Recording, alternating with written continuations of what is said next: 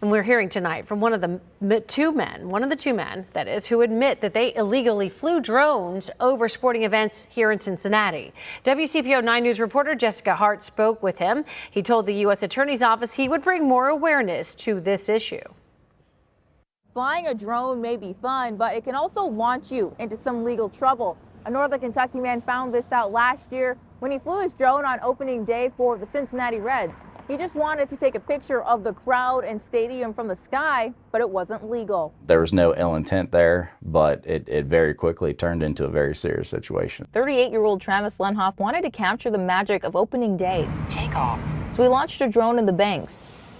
It didn't take law enforcement long to find him. I was surprised when I was initially approached by the sheriff's department. And then a federal agent. When I spoke with the FBI agent, he had told me that this wasn't a huge deal, that this does happen. People are unaware of the rules and regulations. And he said that the FAA was going to reach out to me, which they did about 30 days later. He agreed to sell his drone and thought the matter was settled.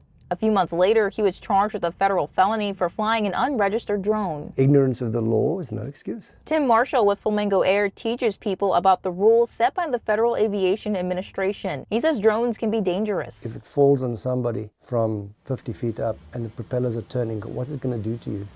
It's going to cut your face or cut your body or cut your head. It's like knives over there. That's why it's dangerous. These are not toys. These can be used as weapons. I don't place any blame anywhere. I chose to buy a drone and to fly it, and I didn't fully understand the rules and regulations that I should have. Lenhoff is speaking out because he doesn't want this to happen to future pilots. But this isn't the end of his drone flying days. I plan on continuing my hobby, but I do plan on diving deep into the rules and regulations and expectations of what it takes to be a hobby flyer.